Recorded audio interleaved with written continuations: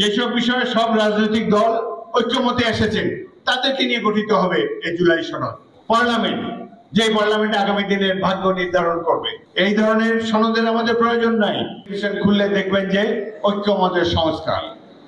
আমাদেরকে বলা হয়েছিল সব রাজনৈতিক দল যেসব বিষয়ে একমত হবে সেগুলাই নিয়েই গঠিত হবে জুলাই সনদ। সেটাই পরবর্তীকালে নির্বাচিত প্রতিনিধিরা সংসদে অনুমোদন করবেন।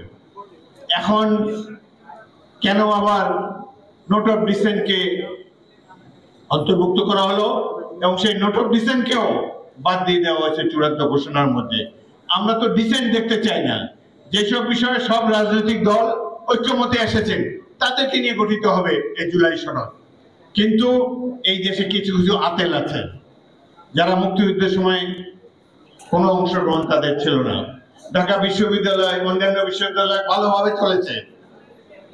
অনেক শিক্ষককে 14ই ডিসেম্বর তারিখে হত্যা করা হয়েছে, কিন্তু যদিও তারা বাংলাদেশের পক্ষেই ছিলেন। কিন্তু দেশের 1% লোক সশস্ত্র মুক্তিযুদ্ধে অংশগ্রহণ করে নাই। তাহলে সশস্ত্র মুক্তিযোদ্ধার সংখ্যা হয়তো 7 লাখ। 7 কোটি মানুষের দেশ ছিল, 1 লাখও ছিল না মুক্তিযোদ্ধা। সাহসী লোক খুব কম আছে সমাজে। আমরা ভাগ্যবান, আমরা সেই সাহসী তরুণ যুবকদেরকে দেখতে পেয়েছি। কিন্তু যেহেতু সৈনিক এবং ছাত্র জনতা রাজনৈতিক দলের নির্দেশ না মেনে বিদ্রোহ করে প্রতিরোধ যুদ্ধে জীবন দিয়ে বাংলাদেশ প্রতিষ্ঠা করেছে, যেহেতু তারা এলিট সমাজের অংশ নয়, এই জন্য তাদেরকে সমাজে এবং ইতিহাসে সম্মানের সাথে উল্লেখ করা হয়নি। এটি অত্যন্ত দুঃখজনক। এই জুলাই সনদ নিয়ে অনেক কথাবার্তা হচ্ছেন। আমি একজন ক্ষুদ্র রাজনৈতিক নেতা হিসাবে মনে করি, কর্মী হিসাবে মনে করি, জুলাই সনদ দেশের জনগণের প্রয়োজন নাই।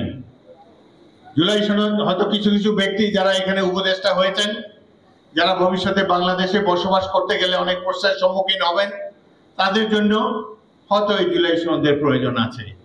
বাংলাদেশের প্রয়োজন একটি নির্বাচন যেখানে সুষ্ঠু হবে এবং যেখানে একটা জনগণ একটি প্রতিনিধিদের নির্বাচিত করতে পারবে।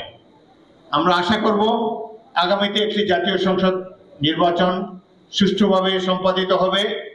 এই নির্বাচনে যারা বিজয়ী হবেন, জনগণের প্রতিনিধি হবেন, তারাই জুলাই সনদকে সমর্থন করবেন। আমার দল বিএনপি জুলাই সনদকে সমর্থন করেছে, আমরাও এটি সমর্থন করতে বাধ্য।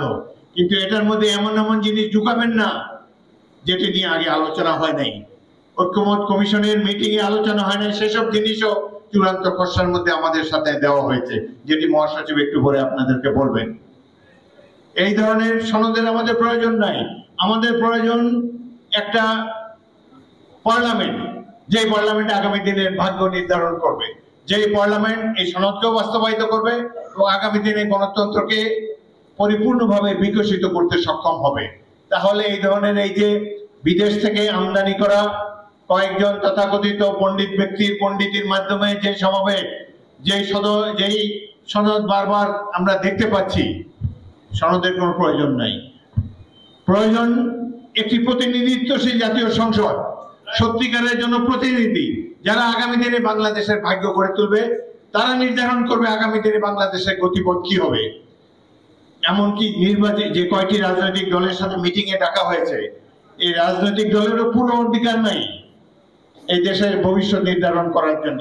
তারা সাজেশন দিতে পারেন, সুপারিশ করতে পারেন, কিন্তু এটাকে চূড়ান্ত রূপ দেবেন নির্বাচিত ব্যক্তিরা আগামী জাতীয় সংসদে। এটা আমাদেরকে উপলব্ধি করতে হবে। আপনারা এই আগামী দিনে জাতীয় সংসদকে সমর্থন করতে রাজি আছেন সবাই?